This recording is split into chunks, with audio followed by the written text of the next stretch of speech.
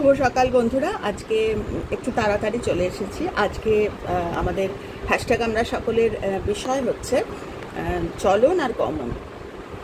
কত সুন্দর, মানে আমাদের একদম মানে কি বলবো, নিত্যদিনের মানে একদম রোজকার কথায় চলন আর গমন আমরা প্রায় ব্যবহার করে থাকি। তো সত্যি কথা, চলন আর গমন মানে একই, মানে এই তো গমন করতে যাচ্ছি, মানে একটু যারা সিনিয়র বা একটু বয়সের দিকে, এক সেকেন্ড। তো সেক্ষেত্রে এই গমন কথাটা খুব মানে খুব ব্যবহার, মানে যারা একটু সাধু ভাষায় কথা বলতেন আগে, তারা কিন্তু গমন কথাটা খুবই মানে আলোচনার মধ্যে রাখতেন। তো সেটা বলতে গিয়ে মনে হচ্ছে যে চলন আর গমন একই, মানে দেখলে মনে হয়, কিন্তু পুরোটা এক নয়, মানে খানিকটা হলেও একটু হয়তো ফারাক আছে। যেরকম চলন হচ্ছে মুভমেন্ট তো সব কিছুরই হতে পারে, মানে একটা এই পেনটা কোনো একটা স্টিমুলেশন, বা আমি এটাকে হাতে নিলাম, নিয়ে এই জায়গায় ছিল, এটার চলন এখানে, মানে এটার এখানে হলো, বা এটাকে আমি শিফট করালাম জায়গাটা। তো চলন মানে যাদের যে বস্তুর প্রাণ নেই, প্রাণবিহীন বস্তুরও কিন্তু চলন হতে পারে, কোনো স্টিমুলাই বা কোনো উদ্দীপকের মাধ্যমে। কিন্তু গাছপালার ক্ষেত্রে আমরা জানি চলন গমন দুটো দুটো উদ্ভিদ বা দুটো প্লান্ট আমরা ছোটোবেলায় পড়েছি যে তাদের গমন হয়। তো খুব রেয়ার, মানে গমন কথাটা হচ্ছে, যেরকম চলনটা হচ্ছে মুভমেন্ট উইদাউট এনি কনসিয়াসনেস, বা একটা মুভমেন্ট হচ্ছে, এটা হচ্ছে চলন। যেরকম কোনো মানুষের এক ধরনের চলন থাকে। আমার যেরকম একটা চলন আছে, আমার একটা স্টাইল অফ মুভমেন্ট, সেটা হচ্ছে চলন। ওর চলন এরকম। তো আর এটা হচ্ছে মুভমেন্ট। আর গমনটা কি? গমন হচ্ছে একটা জার্নি। দুটোই মনে হয় সেম, কিন্তু আমি আমার উপলব্ধিটা শেয়ার করার চেষ্টা করছি যে গমন হচ্ছে কিন্তু একটা জার্নি। তো সেখানে একটু কনসিয়াসনেস, না গমন কিন্তু আবার ইয়েতেও হয়। তো আমি যেহেতু সবসময় চেষ্টা করি সদর্থ বা পজিটিভ দিকটা আমি আলোচনা করার, তো সেইখানে আমি নেগেটিভ জিনিসটা, গমন কিন্তু অন্যদিকেও গমন হতে পারে, যেখানে ওই কনসিয়াসনেস থাকছে না, বা সেক্ষেত্রেও কিন্তু গমন হতে পারে। যেরকম আমি নেগেটিভটা আলোচনা করব না বলে করছি না, আমি পজিটিভটা চেনানোর চেষ্টা করছি বা নিজে চেনার চেষ্টা করছি। যেরকম আমাদের ঠাকুর শ্রী রামকৃষ্ণ পরমহংসদেব, উনি চলন ওনার আমরা জানি, ওনার চলন আমরা মোটামুটি প্রত্যেকেই জানি, কিন্তু গমনের কথা যখন আসে, সেটা হচ্ছে যেরকম উনি প্রচুর যত মত তত পথ, ওনার ট্রান্সফরমেশন, উনি কি বলবো, ওনার ভিতরের যে ট্রান্সফরমেশন আমরা বারবার দেখেছি, বিভিন্ন ধরনের ট্রান্সফরমেশন ওনার মধ্যে আমরা দেখেছি। যেরকম গিরিশ ঘোষের ক্ষেত্রে চলন, উনি কিন্তু যেতেন, মানে আমি একটা স্পেসিফিক আলোচনা করছি। উনি কিন্তু গিরিশ ঘোষের মধ্যে তো কিছু দেখেছিলেন। সেই সময় গিরিশ ঘোষ তখনকার দিনে নাট্য সম্রাট, তিনি বিভিন্ন জায়গায় যেতেন, ওই চলন বিভিন্ন জায়গায় যেতেন। এই আমি আর উল্লেখ করছি না, তোমরা জানো। বা সুরাসক্ত বা পানাসক্ত ছিলেন, বিভিন্ন জায়গায় উনি যেতেন, সেগুলো ছিল তার মুভমেন্ট। উনি নাটকের দলেও যেতেন, আবার অন্য জায়গাতেও যেতেন। ঠিক সেরকমই আমাদের ঠাকুর, তার মঞ্চ যখন উপস্থাপনা হতো নটি বিনোদিনী, বা যখন শ্রী চৈতন্য মহাপ্রভু অভিনয় করেছিলেন, তখন আমাদের ঠাকুরের চলন, মানে ঠাকুরের ওটাই চলন যে ঠাকুর যাত্রাপালা বলতেন, যে এতে নাটক যাত্রাপালা, এতে লোক শিক্ষা হয়, তো উনি যেতেন। কিন্তু গমন আমরা কীভাবে কানেক্ট করি, সেটা হচ্ছে যখন গিরিশ ঘোষকে উনি বললেন যে 2 বার দিনে জপ ধ্যান করতে পারবি না, 2 বার ভগবানের নাম করতে পারবি না, উনি বললেন না আমি পারবো না, আমার সময় নেই। তখন ঠাকুর বললেন যে ঠিক আছে, তোকে করতে হবে না, আমি করবো তোর হয়ে, আমি তোর বকল মানিলাম। এটা গমন। ঠাকুরের গমন তো আমরা আলোচনা করতে পারবো না। ঠাকুরের চলন বোধহয় কম ছিল, ঠাকুরের বোধহয় পুরোটাই গমন। কেননা ঠাকুর বলে নয়, সাই বাবা বলো, লোকনাথ বাবা বলো, এদের চলন নয়, এদের তথাগত বুদ্ধকে লোকে মোটামুটি দেখে যে একটা জায়গায় উনি বসে থাকেন, বা একটা জায়গাতেই ধ্যানস্থ বোধিবৃক্ষ এরকম ভাবেন, কিন্তু আমরা যদি দেখি ওনার জীবন, আমরা যদি পড়াশোনা করি, তাহলে কিন্তু আমরা চলনকে আর দেখবো না, আমরা দেখবো প্রত্যেকটা জায়গায় ওনার গমন। যেরকম ওই অঙ্গুলিমাল আমরা জানি সে ভয়াবহ, সেই যাদের মারতো তাদের আমরা আঙুল কেটে গলায় ঝোলাতো। তো বলা হয়েছিল চলন, সাধারণভাবে চলন, যে আপনি ওদিক দিয়ে যাবেন না, মানে আপনি ওদিক দিয়ে চলবেন না, ওখানে অঙ্গুলিমাল আছে। কিন্তু ওটা তো শাখামণি বোধহয় চলন ছিল না, ওটা তো গমন ছিল। উনি একটা পারপাসে ওইখান দিয়ে যাচ্ছেন, এবং উনি ভালো করেই জানতেন যে ওনার গমনের উদ্দেশ্যটা কী। তো কনসিয়াসলি যেটা জার্নি হচ্ছে, মানে এক জায়গা থেকে আরেক জায়গায় যাচ্ছি উইথ আ সার্টেন পারপাস, সেটা যদি পজিটিভ, আমি কয়েকটা লেখা পড়ে একটু শোনাচ্ছি। তো সেটা হচ্ছে গমন, মানে আমার স্টেট অফ লাইফ যখন আমার বাহ্যিক চরিত্র হিসেবে আমার এখন পড়াশোনা করতে ইচ্ছে করছে, আমার চলন, আমি এখানে রান্না টান্না করলাম, করে একটু পড়াশোনা করলাম, এটা আমার চলন। বা আমি এখান থেকে একটু বেড়াতে গেলাম, আমার চলন, আমার বিভিন্ন রকম। কিন্তু যখন আমি এক জায়গাতেই বসে, গমনের ক্ষেত্রে কিন্তু সবসময় যে আমাকে বেরোতে হয় তা না, আমার স্টেট অফ লাইফটা চেঞ্জ করে গেল। যেরকম কাঁচা আমি, ঠাকুর বলতেন যে কাঁচা আমি থেকে, আনকনসিয়াস একটা আমি থেকে আমার পাকা আমিতে আমি চলে গেলাম বলে তো কোনো ফিক্স কিছু হয় না, মানে রোজ আসা যাওয়া, এই যে জার্নি, এইটা হচ্ছে গমন। তো আধ্যাত্মিকতার দিক থেকে যদি গমন আমরা বুঝতে চাই, এর থেকে সুন্দর বোধহয় আর বোঝানো যাবে না, মানে এতটাই স্পিরিচুয়াল দিক থেকে।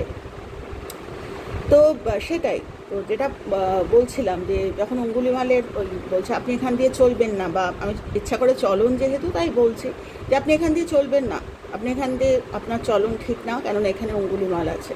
কিন্তু শাখামণি বোধহয় তথাগত বুদ্ধ ওখান দিয়েই চললেন, কেননা ওটা ওনার গমন ছিল, ওটা পারপাসে। যখন এ দৌড়ে আসছে অঙ্গুলিমাল শাখামণিকে মারবে বলে, তো দাঁড়াও দাঁড়াও, তখন শাখামণি মানে বোধহয় ভীষণ কোয়াইট সিগনিফিক্যান্ট, তখন উনি বলছেন যে আমি তো চলছি না, আমি তো দৌড়চ্ছি না, তুমি দৌড়াচ্ছ, আমি তো থেমেই আছি, তুমি দৌড়চ্ছ। তো যাই হোক, তারপর তো আমরা জানি ওনার ট্রান্সফরমেশন। তো অঙ্গুলিমালেরও কিন্তু পরবর্তীকালে অঙ্গুলিমাল কিন্তু মারাত্মক গমন হয়েছিল ওনার, ওই স্টেট অফ লাইফ থেকে উনি বুধার শরণাগত হয়েছেন। কত বড় সাধু, কত বড় মানে কি বলবো অ্যাওয়েকেনিং ওনার হয়েছিল। মানুষের চলন বরং কম, মানুষ বিশ্বাস করতে পারেননি বহু বছর যে অঙ্গুলিমালের যে গমন হয়ে গিয়েছিল সেটা কিন্তু মানুষ, কেননা মানুষ চলনে আবদ্ধ থাকি, আমরা সাধারণ মানুষ, তো আমরা অঙ্গুলিমালের চলনটাকে ফিক্স করে নিয়েছিলাম যে অঙ্গুলিমাল এরকমই, অঙ্গুলিমাল অ্যাওয়েকেনিং হতে পারে না। কিন্তু অঙ্গুলিমালের অ্যাওয়েকেনিং হয়েছিল, অঙ্গুলিমালের ওই সত্তা থেকে অঙ্গুলিমাল সেই চেতন সত্তায় গিয়েছিলেন। তারপর আরও সহজে যদি বলতে চাই, আমাদের নিবেদিতা, সিস্টার নিবেদিতাকে আমরা তো আত্মীয়ের মতো, মানে আমি আমার কথা বলছি, সিস্টার নিবেদিতাকে আমি আত্মীয়ের মতো ভাবি। তো বড় বড় সাধু মহারাজদের বইতে এটা উল্লেখ আছে, উনি তো আমাদের পরমাত্মীয় ছিলেন, যদিও বিদেশিনী, ওনার চলন একরকম ছিল। তো ওনার সঙ্গে স্বামীজির মুলাকাত, দেখা হলো, তখন সেই মার্গারেট, আমাদের সিস্টার নিবেদিতা, উনি তো পরে হয়েছেন, তো সিস্টার বুল, মানে এনারা সমস্ত সেই সময় ওনাদের চলন যে টুয়ার্ডস এদিকে একটা এসেছিল। কিন্তু ওই গমন হলো যখন, সেই তোমরা যারা পড়েছো তারা জানো, সিস্টার নিবেদিতার বই যারা পড়েছে, স্বামীজির যেন নির্দেশ পেয়েছিলেন যে এত অসহায় মানুষ সমস্ত কাঁদছে, তোমার ঘুমের সময় আছে, তোমার ঘুমের সময় নেই, উঠে মানুষের কাজ করো।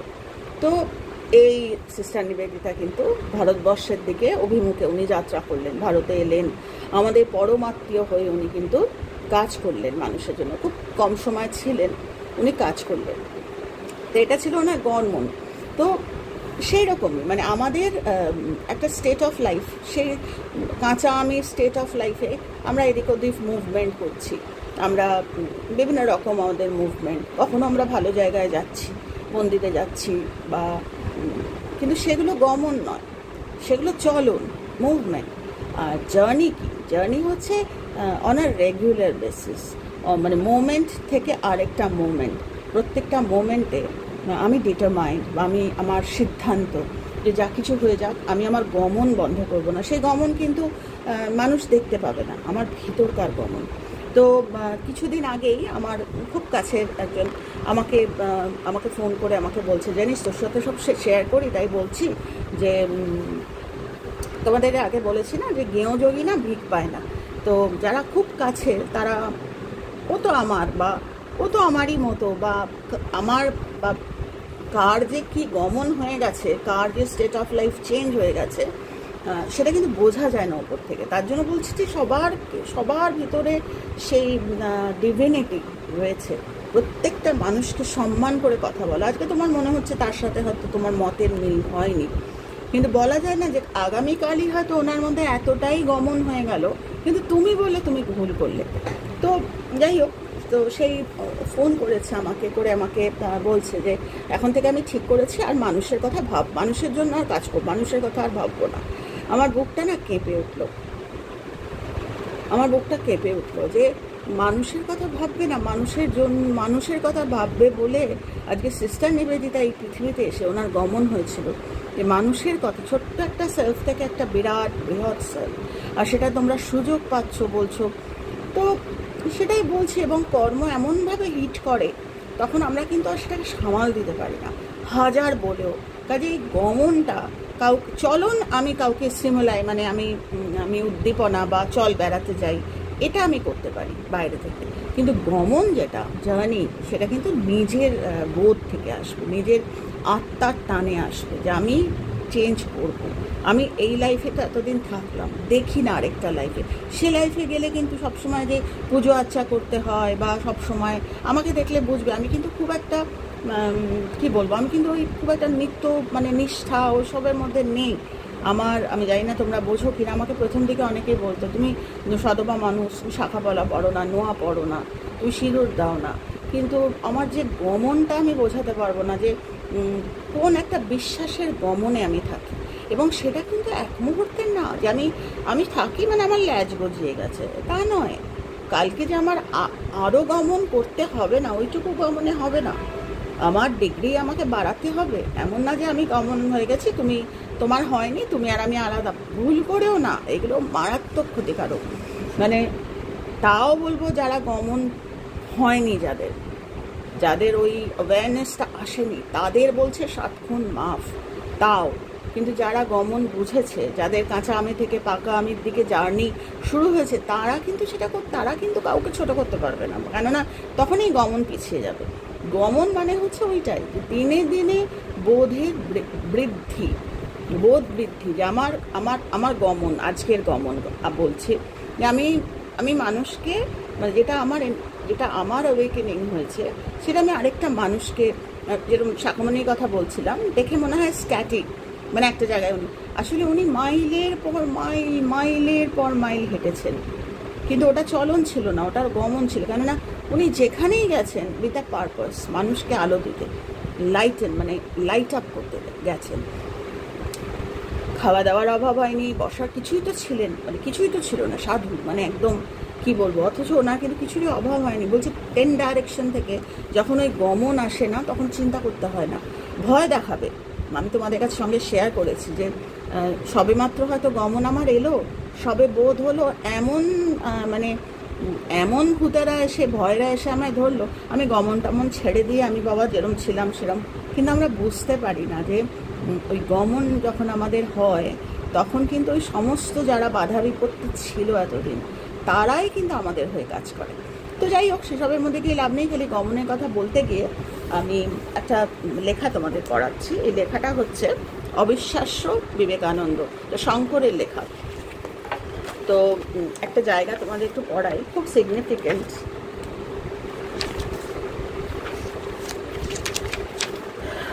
জানি না আমার কথা তোমরা শুনতে পাচ্ছ কিনা, আমি কাছে এসে বলছি। এটা বলছে, স্বামীজি লিখছেন যে কর্ম ভিন্ন, কেবল চক্ষু মুদিয়া ভাবনার কোনো ফল নেই। সাধু ভাষায় লেখা, কর্ম ভিন্ন, কেবল চক্ষু মুদিয়া ভাবনার কোনো ফল নাই। কর্মের অর্থ অনেক, কেবল আপন শরীরকে যাতনা দেওয়া কর্ম নহে। সংসারের সুখোন্নতি পরের ইষ্ট সাধন, মানে আমার চলন যদি হয় তাহলে আমার ইষ্ট সাধন হবে, বিরাট ফারাক। মানে আমার চলন, আমার মুভমেন্ট, আমি মন্দিরে যাব আমার, কিন্তু আমি যখন সাথে করে আর 10 জনকে বোঝাচ্ছি, সেটা আমার জন্য পরের ইষ্ট সাধন। যে এরকম করতে হয়। ইষ্ট বাইরে নেই, ইষ্ট ভিতরে আছে। ওই যে সাধনার জায়গাটা, সেটা আমি একা না, আমি একা গিয়ে মন্দিরে গিয়ে চোখ বন্ধ করে বসে থাকলাম না। বলছে পরের ইষ্ট সাধনের দায়িত্ব। আমি লেখাটা পড়ছি যে কর্ম ভিন্ন, কেবল চক্ষু মুদিয়া ভাবনার কোনো ফল নাই। কর্মের অর্থ অনেক, কেবল আপন শরীরকে যাতনা দেওয়া কর্ম নহে। সংসারের সুখোন্নতি পরের ইষ্ট সাধন, অনিষ্ট সাধন হইতে বর্জিত থাকা, নিজের শরীর পালন ও শরীর পবিত্র রাখা, ক্ষুদ পীড়িতের ক্ষুধা নিবৃত্তি, তৃষ্ণাতুরকে স্নিগ্ধ বাড়ি দান, শীত পীড়িতকে বস্ত্র দান, নগ্ন ভিক্ষুকের লজ্জা নিবারণ, রোগীর রোগ সেবা, আশ্রয়হীনকে আশ্রয় দান, এই সমস্ত কর্ম যাহারা এইরূপ কর্মসাধন করিতে যত্ন পান না, তাহাদের ঈশ্বর ধ্যানের অধিকার নাহি। তাহাদিগের ঈশ্বর সাধনা লৌকিক আড়ম্বর মাত্র। অনেকে ধর্মের জন্য এক কপর্দক ক্ষতি স্বীকার করেন না। অনেকে ধর্মের জন্য একটা কপর্দক ক্ষতি স্বীকার করেন না। কোনো অংশে এক তিল বিলাস ভোগ হইতে বঞ্চিত থাকেন না। কোনো আকাঙ্ক্ষা ত্যাগ করিতে পারেন না ও ত্যাগ করার চেষ্টাও করেন না। তাহাদিগের ধর্মের ভেদ ধারণ করা শঠতার রূপান্তর মাত্র। আবার আরেক শ্রেণীর প্রবঞ্চক আছেন, তাহাদের মুখে দিবানিশি ধর্ম সম্বন্ধীয় কাহিনী শুনিতে পাইবে। ইহাদিগের ধর্মালোচনা কেবল নিজের পাণ্ডিত্য প্রকাশ ও নিজের স্বরূপ প্রচ্ছন্ন রাখিবার উপায়ন্তর মাত্র। ইহাদিগের ধর্মকথনের এই পর্যন্ত উপকার দৃশ্য হয় যে ইহার দ্বারা প্রকাশ পায় যে কত প্রকার সুললিত ভাষায় কত প্রকার সুযুক্তি দেখাইতে পারা যায় ও এক এক লোকের কি পর্যাপ্ত বচন নিপুণতা আছে ও তাহারা কত প্রকার বাক্য প্রণালী প্রয়োগ করতে পারে। বলছে এইগুলো চলন হতে পারে, কিন্তু এইগুলো গমন নয়। কেননা গমন হচ্ছে, এগুলো চলন, মানে আমি যখন পড়ছি আমার চলন হচ্ছে। আমার আগের চলন ছিল পড়তাম না, এখন আমি পড়ছি, আমি একটা জার্নি ইউটিউব খুলেছি, এগুলো আমার চলন। কিন্তু গমন কোনটা? ওই যে গমন বলে দিল। এই সমস্ত জিনিসগুলো যখন আমি করছি শুধু নিজের ঈশ্বর সাধনের জন্য না, আমি যখন পরের ঈশ্বর সাধনের জন্য করছি। যে ঈশ্বর মানে আমরা তো ঈশ্বরকে চোখে দেখিনি, কিন্তু আমাদের আচরণে, আমাদের অরা বা আমাদের অস্তিত্বের বিকাশে যখন আমি এমন কিছু করব না যে মানুষ ভাবে ও আচ্ছা এরকম করলে ভালো হয়, ভুল করেও না। মানে একটা ছোট কাজও আমি করব, আমার চলন, মানে আমি যেরকম আমার কথা বলছি, আমি টিপ পড়ি না, আমি একদম আমার হয় না পড়া, আমি জানি না কেন। আমাকে অনেকে বলেছে যে টিপ পড়লে খুব ভালো লাগে, কিন্তু বিশ্বাস করো, তোমাদের একটা উদাহরণ দিচ্ছি, এই চলনটা আমার নেই। আমি হাত তুলে একটা টিপ এরকম পড়বো যে, আমি পড়ি না। তোমাকে ভালো লাগে, ও চলন দিয়ে আমার লাভ কি? কেউ যদি আমায় বলে তুমি একটা টিপ পড়ো, গায়ে কাঁটা দেয়, তুমি একটা টিপ পড়ো, আমার ওতে সুস্থ লাগে বা আমার ওতে কি বলবো, আমি যদি বুঝি যে আমি টিপ পড়লে কারোর উপকার হবে। দেখো একটা উদাহরণ বলছি তোমাদের। আমাদের একজন বয়স্ক, খুব সিনিয়র, মানে উনি আমাদের একজন খুব পরিচিত, তার শাশুড়ি। তো উনি খুব অসুস্থ, আগেকার দিনের মানুষ। তো আমাকে ওই আন্টি, মানে আন্টি যার কথা বলছি আমার পরিচিত, তার শাশুড়ি, আন্টি মানে আমাদের থেকে কত বড়, আমি আন্টি বলতাম। তো উনি আমাকে বললেন যে আমার শাশুড়ি এরকম তোমার সাথে একটু দেখা করতে চাইছে, তুমি যাবে রঞ্জনা? আমি নিশ্চয়ই যাবো, কেন যাব না। বলে উনি খুব অসুস্থ, বেড রিডেন, তুমি কি যাবে? আমাকে কিন্তু কাউকে বলে দিতে হলো না, আমার চলন তো ঠাকুরের কৃপায় আমি সুস্থ থাকলে আমি যাব, আমার চলন হবে। তার আগে আমার গমন হলো। কীরকম? আমি মনে মনে ভেবে নিলাম যে অমুক দিন সন্ধ্যে 7টার সময়, আমি 7টা অবধি মোটামুটি ব্যস্ত থাকি, 7টার পর আমি টাইম নিয়ে নিলাম যে আমি আন্টি ওইরকম সময় কিন্তু আমি যাবো। তো আমি মনে মনে ঠিক করে নিলাম আমি এই পোশাকটা পরবো, খুব সাটল একটা ড্রেস পরবো, চলনও হচ্ছে কিন্তু এটার মধ্যে গমনটা আমি কানেক্ট করছি যে ওনার কাছে যাব, আমি এভাবে যাব না যেভাবে আমি যাই, কেননা উনি আগেকার দিনের মানুষ। তো তো উনি একটা বড় সুন্দর একটা টিপ পরলাম, কানে দেখো কান খালি, কান আমি পরা হয় না আসলে, গলায় একটা চেন পরলাম, চেন বলতে একটা মুক্তোর মালা, আমি দেখবে মাঝে মাঝে পরি ওটা। তো এইটা লোকে ভাববে চলন, এটাও তো চলন, তুমি গয়না পরেছো, তুমি টিপ পরেছো, এটা চলো, কিন্তু আমার ব্যাক অফ মাই মাইন্ড আমার রয়েছে যে আমার এই সাজটা দেখে ওনার ভালো লাগবে, ওনার আমাকে দেখে, আগেকার দিনের মানুষ তো, তো ওনার এটা আমার গমন ছিল। আমরা চলন আর গমন হারিয়ে ফেলি মাঝে মাঝে। তো সেটাই, কেউ যদি বলে যে, আর সত্যি ওনাকে যখন পায়ে হাত দিয়ে প্রণাম করলাম, আমার এইখানটা ধরে আদর করে বলল কি সুন্দর দেখাচ্ছে তোমাকে, মানে ওনার ভাল লেগেছে, মানে ওনার, আমি সেখানে যদি একটা উড়নচণ্ডীর মতো যেরকম আমি থাকি, চুল আঁচড়াচ্ছি না, চলে গেলাম, ওটা চলন, মানে আমার কোনো কনসিয়াসনেস, আমাকে যেতে বলেছে আমি চলে গেলাম, কিন্তু আমার ব্যাক অফ মাই মাইন্ড চলছিল আমি এমনভাবে যাব, আমার চলনটা, আমার মুভমেন্টটা যেন একটা জার্নি হয়, যে আমার একটা কনসিয়াসনেস, একটু সময়ের জন্য যাব, ওনাকে যেন আমি একটু, উনি তো চলার পথে, উনি আর কদিন পরে, সত্যিই তাই, বেশ কিছুদিন উনি ছিলেন, তারপর তো মানে খুবই অসুস্থ, তো উনি ওটাই, মানে আমার ওই কনসিয়াসনেসটা আমি নিয়ে গেলাম। তো সেটাই স্বামীজির লেখা পড়লে আমরা সেগুলোই বুঝি, যে শুধু চলনে বা চোখ বন্ধ করে ঈশ্বরের নাম করলাম বা পড়ে পড়ে ওই শোনালাম, কিন্তু ব্যাক অফ মাই মাইন্ড আমার গমন হচ্ছে কি না, তাহলে বলছে ওটা কর্ম নয়, ওই করার কোনো কর্ম নয়, মানে কি কর্ম তো 100 বার, নড়াচড়া করাটাই কর্ম, আমরা চোখের পাতা ফেলি সেটাও কর্মই, কিন্তু ওই মানে পরের ইষ্ট সাধনা, মানে আমি আমার জীবনটাকে দিয়ে আমি মানুষকে কীরকমভাবে মানে গমনে আমি উৎসাহ দিচ্ছি, যে তোমার স্টেট অফ লাইফ চেঞ্জ হয়ে যাচ্ছে, যে আমি সবটাই করছি, আমার শুধু চলন, ওই করতে হয় করছি, ওটা হচ্ছে চলন, আর আমি যখন একটা মানে একটা কনসিয়াস এফার্ট আমি নিচ্ছি টু মেক আরেকটা মানুষকে আমি শান্তি দিচ্ছি বা ওনাকে বোঝাচ্ছি, কত রকমের গমন আমাদের জীবনে হয়।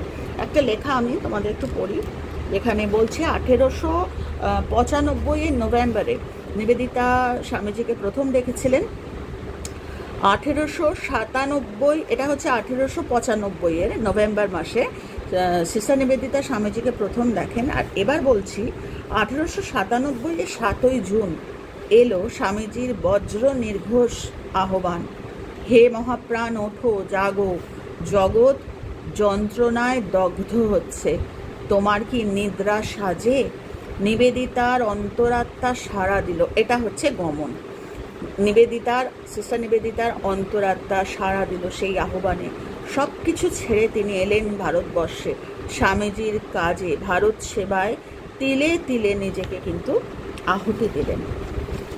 তো এটা হচ্ছে গমন। এবার আরেকটা লেখা পড়ি, এটা নিবেদিতার, সিস্টার নিবেদিতার চিঠি, নিশ্চয়ই তোমরা পড়েছো, এই বইগুলো আজকাল খুব রেয়ার, মানে পাওয়া যায় না, তবে মঠ মিশনে গেলে কিন্তু পাওয়া যাবে সিস্টার নিবেদিতার চিঠি। আর সব থেকে যেটা অবাক কাণ্ড, এগুলো খুব রেয়ার বই, আর এটা আমার মাতাজি, মানে শ্রদ্ধাপ্রাণা মাতাজির নিজের লেখা, তো আমার জন্য এগুলো মানে প্রসাদের মতো। তো এটা এই সিস্টার নিবেদিতার এই চিঠির পর্যালোচনা, এগুলো আমার মাতাজি শ্রদ্ধাপ্রাণাজির লেখা এই বই, সেখান থেকে আমি পড়ছি, যে অন্তরের বিকাশ ছাড়া, যেটা এতক্ষণ বকবক করছিলাম, যে অন্তরের বিকাশ ছাড়া ক্ষমতার বহিঃপ্রকাশ উপহাসে পরিণত হয়। যে কোনো কাজই আমরা করি, আমার যদি ভিতরে সেই গমনটা না হয়, তাহলে কিন্তু সেটা ওই নর্মাল উপহাস বা চলন হয়ে যায়, যার ফলে আমরা হাজার বেরিয়ে বা বেড়াতে গেলাম, ঘুরে এলাম, কিন্তু তারপরে আমাদের চেঞ্জ হয় না। কেননা আমরা তো বলছি না যে মন্দিরেও যখন আমরা যাই, যদি আমরা বিনা কনসিয়াসনেসে যাই, ওই রকম মন্দির, কত ল্যান্ডমার্কস সমস্ত রয়েছে, সেখান থেকে আমরা খালি হাতে ফিরে আসি। অনেকেই বলে কুনুতলা কোন মন্দিরে গেলাম কি হলো, কিন্তু ওই কনসিয়াসনেস নিয়ে যাওয়া, তো সেটাই বলছে, তাহলে কিন্তু সেটা জাস্ট ক্ষমতার বহিঃপ্রকাশ হয়ে যায়। তো সিস্টার নিবেদিতারই লেখা। তো উনি বলছেন আমি পড়ছি। অন্তরের বিকাশ ছাড়া ক্ষমতার বহিঃপ্রকাশ উপহাসে পরিণত হয়। যারা বিচ্যুত হয়েছে জাতীয়তাবোধের আদর্শ থেকে।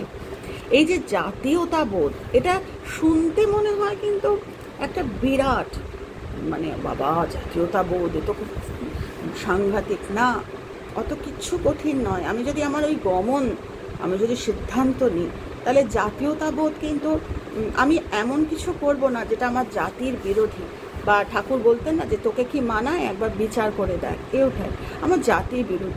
আমি তো ল্যান্ড অফ বুধায় আমার জন্ম হচ্ছে বুধা ল্যান্ড, যেখানে এগুলো নিয়ে প্রচুর মানে লেখা রাইট আপস প্রচুর আছে, যে কোন জায়গায়।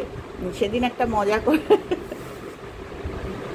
আমি মজার কথাও মনে পড়ে গেল, যে সেদিন লেখা পড়ছিলাম, একটি বাচ্চা ছেলে লিখেছে মজা করে যে আমার ঈশ্বরের কৃপা যে আমি ঠিক জায়গা মতো জন্মেছি, যদি বাঁ দিক ডান দিক একটু হয়ে যেত তো লড়ে লাগ যাতা। মানে হিন্দিতে বলছে যে मतलब एकदम आशीष है मेरा कि मैं एकदम सही में जन्म लिया, थोड़ा बाएं या दाहिने हो जाता तो लड़े लग जाते। तो लड़े लग जाते কথাটার মানে আমি খুব একটা যে বুঝি তা না, কিন্তু আমি বুঝতে পারলাম যে বাঁ দিক ডান দিক পড়লে, আমরা জানি আমাদের প্রতিবেশী দেশগুলো তো সেটাই বলছে যে ভারতবর্ষের প্রতি যে আমার যে মানে কনসিয়াসনেস, ল্যান্ড অফ বুধাস, এই ইন্ডিয়ান আমাদেরকে মানায় না।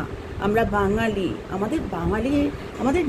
আমরা জানি যে কত কত মানে সমস্ত মানে পুরোধার সমস্ত মানুষ অগ্রণী, তো তাদের সন্তান, তাদের মানে কি বলবো উত্তরসূরি আমাদের কি মানায় এই ধরনের কথা। তো ওইটাই জাতীয়তাবোধ বলতে একটা বিরাট কিছু ফ্ল্যাগ হাতে নিয়ে বেরোতে হবে তা না। জাতীয়তাবোধ মানে নিজের কাছে ওই গমন, যে আমাকে মানায় না, আমি এদেশে জন্ম নিয়েছি, আমাকে এই দেশের যে আনন্দ, এই দেশের যে কনসিয়াসনেস, এই দেশ যুদ্ধ করব বলেও যুদ্ধ কিন্তু করে না এরা মানুষকে ততক্ষণ সামাল দেয়। এটা হচ্ছে জাতীয়তাবোধ। আমরা দাঁড়া তোকে এবার দাঁড়া, আমরা কিন্তু উদ্ধত হয়ে সেই ঝগড়া আমরা করি না। বা বাচ্চাকে আমরা বলি দাঁড়া তোকে দেখাচ্ছি মজা। আমার মেয়েকে তো আমি খুব বলতাম, ও পরের দিকে আমাকে দূর থেকে হাসতো, দাঁড়া। আমরা কিন্তু এইটা হচ্ছে ওই বোধ। তো বলছে এই আলোচনা করতে গেলে না দিনভর লেগে যায়, তো অত তো কথা অনেকক্ষণ হয়ে গেল। তো অন্তরের বিকাশ ছাড়া ক্ষমতার বহিঃপ্রকাশ উপহাসে পরিণত হয়। যারা বিচ্যুত হয়েছে জাতীয়তাবোধের আদর্শ থেকে, তাদের উদ্বুদ্ধ করতে পারবে না কোনো প্রেরণা, কিচ্ছু তারা যদি মন থেকে না আসে, তাদের হাজার বলো তারা চেঞ্জ হবে না, তাদের চলনেই, তাদের গমনে আর যাবে না। হিন্দু নারী বলতে নারী পুরুষ, হিন্দু মুসলমান ভারতীয় আমাদের কথা বলছেন, প্রচণ্ডভাবে কাজে লাগাতে হবে নিজের সংহত শক্তিকে। কেবল তখনই সেই উদার শিক্ষানীতি দ্বারা লাভবান হবে যখন আমরা একসাথে হব, মানে একটা সংহত। আমি একা, আমার বিরাট সাধনা হয়ে গেল, কিন্তু ওই সাধনা আমি গোপনে রাখলাম। ওই সাধনা আমি তো বলি আমি বৌদ্ধ ধর্ম প্র্যাকটিস করি, বা আমি হিন্দু প্র্যাকটিস করি, বা তোমরা জানো আমি কোরআনও পড়ি, তো আমি বাইবেলও পড়ি, কিন্তু কথা হচ্ছে সমস্ত তোর মেয়ে এখন শ্রী রামকৃষ্ণ পরমহংসদেবকে ছেড়ে এখন বৌদ্ধ হয়ে গেল। আমার মাকে কেউ জিজ্ঞেস করেছিল, তো আমাকেও বলছি তুই এখন তাহলে সব ছেড়ে বৌদ্ধ হয়ে গেলেন। দেখ, আমার বৌদ্ধ হয়ে যদি 10টা মানুষ তার ইষ্ট সাধনে কাজে আসে, আমি বৌদ্ধ কেন, আমি সব কিছু হতে পারি। বাকি জীবনটা আমি এভাবেই কাটাবো। আমাকে তোরা হিন্দু ভাব, মুসলমান ভাব, যা কিছু ভাব। এখানে অনেকে আমাকে চেহারা দেখে বুঝতে পারে না, কারণ বললাম না টিপিক্যাল যেভাবে হয় আমি সাজি না ওভাবে। কেউ বলে সিন্ধি, আপনি সিন্ধি, কেউ বলে আপনি কি পাঞ্জাবি, আমি বলি না আমি বাঙালি, মানে জন্মসূত্রে আমার দেহটা হচ্ছে বাঙালি।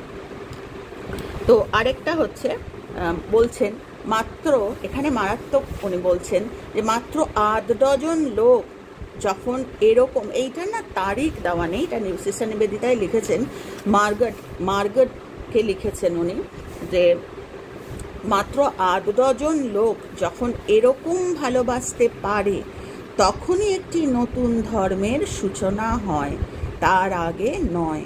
আমি সবসময় সেই মহিলাটির কথা ভাবি আমার গায়ে না কাটা দিচ্ছে পড়তে। তো আমি সিস্টার নিবেদিতা বলছেন যে 8-10 লোক যখন একসাথে এরকম ভালোবাসতে পারে তখনই একটি নতুন ধর্মের সূচনা হয়, তার আগে হয় না। গমন কোনো কনসিয়াসনেস ছাড়া একা একা আমি করলাম, কারুর কাজে এলাম না, ওটা গমন না, ওটা চলনই থাকে। তো সেটা বলছে একসাথে যখন আমি আমার সেন্স অফ রিয়েলাইজেশন অন্য মানুষকেও শেখাচ্ছি যাতে তাদেরও গমন হয়, তো সেটা বলছে এটাই নতুন ধর্ম। বলে বলছেন যে আমি সবসময় সেই মহিলাটির কথা ভাবি যিনি ভোরবেলায় কবরখানা গিয়েছিলেন এবং সেখানে তিনি খানিকক্ষণ দাঁড়ানো মাত্র একটি কণ্ঠস্বর শুনলেন, যা কিনা তিনি ভেবেছিলেন হয়তো বাগানের মালি হবে, এবং তারপর যিশু তাকে স্পর্শ করলেন। মহিলাটি ঘুরে দাঁড়ালেন আনত শ্রদ্ধায়, এইমাত্র তার কণ্ঠে উচ্চারিত হলো, প্রভু আমার, ঈশ্বর আমার, প্রভু আমার, ঈশ্বর আমার। সে মহিলা আর আগের মানুষ রইলেন না। কি তার মুখশ্রী, কি তার দৈহিক লাবণ্য, কি তার বাইরের অস্তিত্ব। বলছে এর থেকে তারপর তা উন্নীত হলো বৌদ্ধিক স্তরে, ক্রমে তা আধ্যাত্মিক স্তরে গিয়ে পৌঁছলো এবং ওই প্রভু আমার, ঈশ্বর আমার।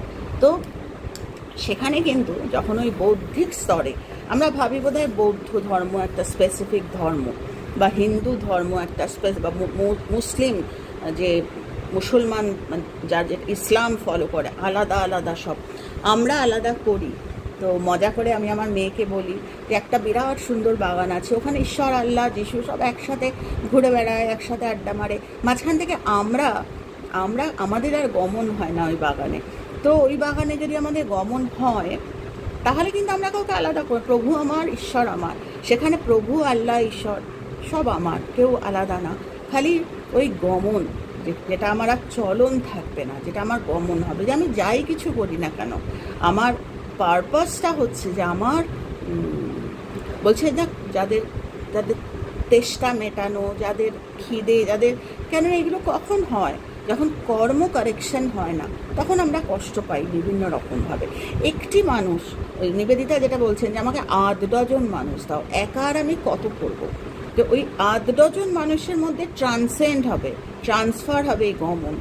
সেই 8-10 মানুষ আবার ওই গমন শেখাবে আরও 8-10জনকে, তাহলে হবে নতুন ধর্মের সৃষ্টি, যেটা হচ্ছে গমন। তো coming back to the main point, যেখানে আমি বলতে চাইছিলাম যে চলন সবসময় যে চলন আমাদের হয়, চলন তো আমরা ঠাকুরের কৃপায় চলন আমাদের হয়, ফিজিক্যাল চলন, মেন্টাল চলন আমাদের হয়, কিন্তু সেইটার মধ্যে যখন আমরা সেই ভাবের ঘরে চুরি করার মতো সেটা যখন হবে, যে তখন আমার ওই বিচার আসবে যে না, এই চলনটা আমি দেখাবো না, এই চলনটা আমি এভাবে করব, এই চলনটা এইটা আমাকে মানায় না। এর আগের দিন আমি একটা লিখেছিলাম যে আমরা অসভ্যতা বা খারাপ কাজ কখনো চিৎকার করে করি, আমরা ভালো কাজটা যখনই আমি খারাপ কথা বলছি কারোর সম্বন্ধে করে করি। আর আমার তো কানে কম শুনি, ক্লিপ চুলকে চুলকে কানটা, এই কানটা আমার একদম আজকাল কম শুনি। তো আমার মেয়ে বলে, এই যে সারাক্ষণ বলো তুমি যদি কানে কম শোনো, তাহলে আমি সত্যিই তাই। এখন ক্লিপটা আমি হাতের কাছে এলেও আমার চলনই ছিল আগে, যখনই আমি অবসর সময় বসতাম তখন আমি কানে একটা ক্লিপ দিই। ইদানিং বিশ্বাস করো ক্লিপ দিই না, যবে থেকে মামায় বলেছে যে সত্যিই তো তাই। আমি যদি কানে কম শুনি, আমি তো মানুষের কথা শুনতেই পারবো, অর্ধেক কথা আমি শুনতে করতে থাকি। তো সেটাই বলছি যে আমাদের ওইটা গমন সব কিছুতেই আমাদের, যে ইষ্ট সাধনা শুধু আমার নয়, আমি যদি একটা মানুষকেও ইষ্ট সাধনা শিখিয়ে যেতে পারি তবে আমার গমন, নাহলে কিন্তু আমি ওই চলনেই থেকে যাব। তো এই আলোচনাটা এমন না, আমার খুব প্রাণের আলোচনা, যে মানুষকে শেখানো, কেননা প্রত্যেকটা মানুষের মধ্যে ওই ডিভিনিটি ওটা রয়েছে। তো সবাইকে যিশু, আল্লাহ, ভগবানের কাছে আমি বললে তো শুনবে না, কারণ তাদের কর্মের অ্যালবামটা দেখতে চাইবে। তো বেশ গুছিয়ে গাছিয়ে দিলে তাহলে যিশু নিজেই আসবে, ছুঁয়ে যাবে। তো ওইটা খুব ওই গমনটা আমরা যেন রাখতে পারি, যে আমার ওই গমনটা রোজ আমার থাকবে, যে যখনই আমি কথা বলবো যেরকম আমি তোমাদের এর আগের দিন বললাম জেবার কথা, জেবা হাসান, আমি জানি না তোমরা কি কানেক্ট করো কী করে। আমি ওই 8 ডজন মানুষের মধ্যে না ওই জেবাকেও রেখেছি, যে ওকে দিয়ে বেশ সুন্দর কাজ হয়। মানে ওর কমেন্টগুলো না খুব মানে কি বলবো, মানে মানুষের কাজে মানুষ খুব বুঝতে পারে যে কালকে যেরকম ও কমেন্ট করেছে, কত লোক নিজের ভুল স্বীকার করে। ভুল স্বীকার করার মতো সাধনা, ভুল স্বীকার করার মতো গমন বা ভুল আইডেন্টিফাই করা প্রচুর মানুষ আছে আমি চিনি, যারা ভুল আমরা মানে স্বীকারই করতে পারি না, যে জানো তো আমার হিংসেছি বা জানো তো আমার, কেননা যতক্ষণ না আমি আইডেন্টিফাই করবো ততক্ষণ রেকটিফিকেশন হবে না, কারণ আমি তো আইডেন্টিফাই করিনি, আগে তো ওটা খালি করতে হবে। যে হোমিওপ্যাথি ডাক্তার যেরকম বা আগেকার দিনে কবিরাজি বা অ্যালোপ্যাথির ক্ষেত্রেও যে সবসময় অ্যান্টাসিড বা পেট খালি করার, যত স্টমাক খালি হবে তত ওষুধে কাজ করবে। তো আমাদের লাইফটাও ঠিক তাই, আমাদের চলন যত পারপাসফুলি চলন হবে তত আমরা গমনের দিকে এগোবো এবং আমরা বুঝতে পারবো যে। তো যাই হোক, এই অনেকক্ষণ আজকে বকবক করলাম। খুব ভালো থেকো তোমরা সবাই। আর ওই গমনটা যে হাজার কষ্টের মধ্যেও আমার যদি ওই গমন যে না আমি নিচে নামতে পারি না, আমি মানে কি বলবো, আমি এরম করতে পারি না, আমাকে মানায় না, আমি যে স্বামীজির উত্তরসূরি বা আমি যে আমার ঠাকুরের উত্তরসূরি, আমি যদি এরকম করি তাহলে আমার ঠাকুরকেই তো ছোটো করা হবে। তো ওইটাই বললাম তোমাদের সবাইকে, বললাম যে তোমরা যে যেখানে আছো যেভাবেই থাকো না কেন, ওই সব সময় ওই গমন কানেক্ট করে, যে শুধু যেন চলন না হয়, এর মধ্যে যেন একটা কিছু। মন্দিরে গেলাম, ছোট্ট একটা চিরকুট, একটা ছোট্ট কথা বলছি তোমাদের, যে সবসময় তো নিজের কথাই বলি। আজকে অমুক মানুষের এত কষ্ট, একটা চিঠিতে লিখে ঈশ্বরের কাছে দিয়ে কোন একটা জায়গায় রেখে দিয়ে চলে এলাম, কেউ দেখতে পেলো না, যে তুমি দেখো, তোমাকে কয়েকটা কথা এখানে জানিয়ে গেছি, তুমি দেখো। এইটা কমন। লোকে বলবে ঈশ্বর কি পড়বে, ঈশ্বরের বয়ে গেছে পড়তে না, আমি বলবো ঈশ্বর পড়বে, ঈশ্বর হয়তো পড়বে না, কিন্তু কীভাবে কানে যাবে সেটা আগামী দিনে তোমরা বুঝতে পারবে। তো ওই রকমই, তার মানে এই না যে এখন কোটি কোটি মানুষকে চিঠি লিখছে, আর চিঠি লেখাটা আমি একটা তাহলে তো মন্দির ভরে যাবে চিঠিতে, সেটা নয়, কিন্তু ওই ইচ্ছেটা ডেভেলপ করা, যে আমি তো নিজের জন্য সবসময় বলি আজকে মন্দিরে যাচ্ছি, যে সেই যাওয়াটা যেন গমন হয়, আমি যেন অন্য মানুষের আর্জি নিয়ে ঈশ্বরের কাছে যাচ্ছি। তো যাই হোক, এইভাবে নিজেদের একটা বড় সুতোয় বাঁধা। তো যাই হোক, এইভাবে থেকো তোমরা সবাই, খুব ভালো থেকো, আর যেখানে যেভাবেই আছো না কেন কজে থেকো। টাটা।